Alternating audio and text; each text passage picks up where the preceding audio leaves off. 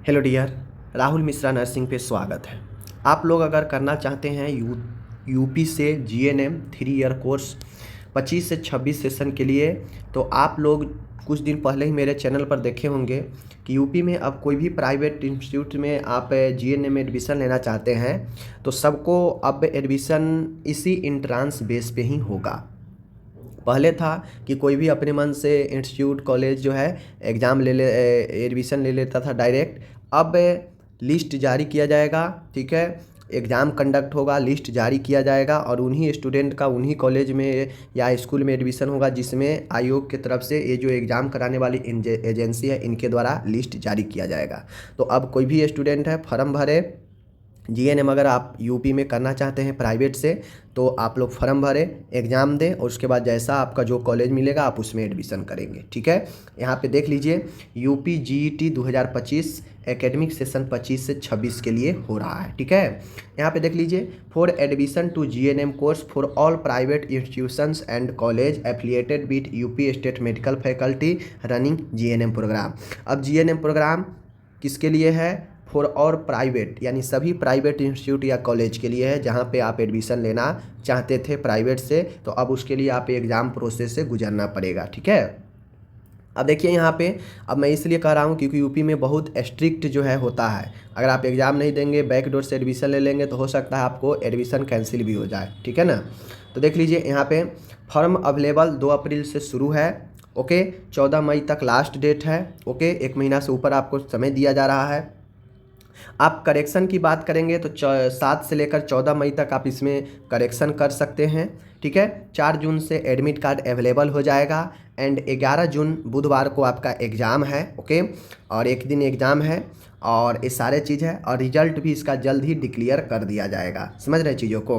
तो सारा चीज़ें यहाँ पे दिया गया है, मैंने आपको डेट भी बता दिया। मैं इसका आपको सीधा एग्ज़ाम पैटर्न पर ले चलता हूँ और क्या क्या पूछेगा, कितना नेगेटिव मार्किंग होगा, तो आप लोग इसको देख लीजिएगा, समझ गए। जो अभी इंट्रांस होने वाला है, ये इंट्रांस है, समझ गए। ये इंट्रांस के लिए फॉर्म भराएगा और इंट्रांस के आप फॉर्म भरेंगे, आपका जितना भी रैंक आएगा उस रैंक के हिसाब से आपको कॉलेज जो है मिल जाएगा।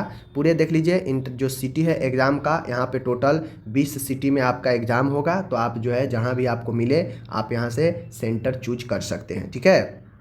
और ये जो हो रहा है एडमिशन 25 से 26 सेशन में एडमिशन के लिए ये इंट्रांस कराया जा रहा है, ठीक है। आगे बढ़ते हैं। एक चीज़ें यहाँ पे देख लीजिए, जो फ़ी लगने वाला है यूआर और ओबीसी का आपको 3000 लगेंगे, ठीक है। और आप एससी एसटी हैं या फिर डिजेबिलिटी हैं तो आपको जो है 2000 रुपये लगेंगे फॉर्म फ़ी, जब ये आप फॉर्म भरेंगे तो, ठीक है ना। तो ये सारा चीज़ें आपको ऑनलाइन नॉन रिफंडेबल है। एज की बात करें तो मिनिमम एज 17 ईयर होनी चाहिए। अगर आपका एज 31 दिसंबर 2025, यानी आने वाला जो लास्ट 31 दिसंबर है 2025 का, 31 दिसंबर 2025 तक भी अगर आप 17 वर्ष पूरा कर लेते हैं, आगे अभी 17 रनिंग भी है और 31 दिसंबर 2025 से पहले अगर कभी भी पूरा हो जाएगा 17 वर्ष तो आप फॉर्म फिल कर सकते हैं, ठीक है। ये सारा चीज़ें हैं।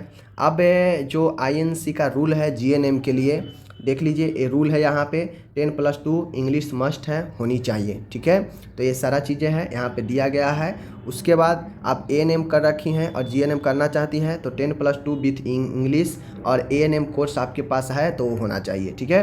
ये सारा चीज़ यहाँ पे दिए गए हैं। अब मैं सीधा चलता हूँ इसके एग्ज़ाम पैटर्न पर, ओके, कि क्या पूछा जाएगा इंट्रांस में, समझ गए। यहाँ पे देख लीजिए, एडमिशन टू को GNM course all private institute college of Uttar Pradesh running GNM program will be done through UP GET 2025 only. यहाँ पे स्पष्ट कर दिया गया है कि जो 25 से 26 का जो प्राइवेट में रनिंग जीएनएम प्रोग्राम है वह सिर्फ और सिर्फ यूपी जीईटी 2025 के अकॉर्डिंग ही एडमिशन आपको जो है करवाया जाएगा, ठीक है। अदर मोड से, बैकवर्ड से डायरेक्ट जो है आपको कॉलेज से एडमिशन नहीं होगा। जो लिस्ट जारी किया जाएगा एजेंसी के तरफ से रिजल्ट के बाद, उन्हीं कॉलेज में उतना ही सीट होगा जितना लिस्ट जारी किया जाएगा। तो फालतू का तो एडमिशन लेने का सवाल ही नहीं है, समझ रहे हैं चीज़ों को। तो ये चीज़ें हैं, ध्यान रखिए। चलिए एग्जामिनेशन का समझ लीजिए। देखिए 11 जून को एग्ज़ाम होगा, ठीक है। टोटल 140 मिनट, 11 से लेकर 1:30 बजे तक एग्ज़ाम होगा, ओके। एमसीक्यू आपको हिंदी इंग्लिश दोनों में देखने को मिलेगा, ठीक है, दोनों में आपको देखने को मिलेगा। जो OMR सीट है वो आपको ऑफलाइन यह एग्ज़ाम होगा और OMR शीट है, आपको जो है वो भरना है। ठीक है, अब यहाँ पे देख लीजिए 100 क्वेश्चन होगा, प्रत्येक के लिए 1 मार्क दिया जाएगा, यानी 100 मार्क्स का एग्जाम है, कोई निगेटिव मार्किंग नहीं है, यानी गलत के लिए उत्तर नहीं काटा जाएगा। ओके, आगे बढ़ते हैं। मीडियम आपका हिंदी इंग्लिश दोनों में रहेगा क्वेश्चन, तो दिक्कत नहीं होने वाली है। हाँ, जो सिर्फ इंग्लिश का जो क्वेश्चन होगा वो इंग्लिश में ही रहेगा, हिंदी में नहीं रहेगा। बाकी आपका साइंस 50 क्वेश्चन रहेगा, जनरल नॉलेज 30 क्वेश्चन रहेगा, टोटल 80 इधर से हो गया, और इंग्लिश का 20 क्वेश्चन रहेगा, टोटल 100। इसमें मैथ रीजनिंग वगैरह कुछ नहीं है, सिर्फ जनरल नॉलेज 30 क्वेश्चन और साइंस से 50 क्वेश्चन। साइंस में फिजिक्स केमिस्ट्री ये तीनों रहेगा 50 क्वेश्चन। जनरल नॉलेज में आपको कुछ भी सामान्य ज्ञान पूछेगा 30 क्वेश्चन रहेगा, और इंग्लिश में 20 क्वेश्चन, जिसमें वोकेबुलरी भी होगा, जिसमें फिलअप भी होगा, जिसमें आपका साइनोनिम्स भी होगा, फ्रेज भी होगा, ये सब पूछेगा। Total 20 question, total 100 number 100 question का एग्ज़ाम होगा। मिनिमम जो यहाँ पे परसेंटाइल बताया गया है कितना आना चाहिए, जनरल के लिए 50 परसेंटाइल, जनरल PW के लिए 45 परसेंटाइल, SC ST OBC के लिए 45, और SC ST OBC PWD के लिए 45 परसेंटाइल। तो इस प्रकार से आपका हो गया, मिनिमम इतना लाना ही पड़ेगा। ठीक है, आगे मैं बढ़ता हूँ। एग्ज़ाम सेंटर पर कुछ चीज़ें फॉलो करना है। 9 AM पर आपको स्टार्ट हो जाएगा, समझ गए, रिपोर्टिंग। एग्ज़ाम से 2 घंटा पहले, एग्ज़ाम 11 बजे से है। ठीक है, ये सारा चीज़ें।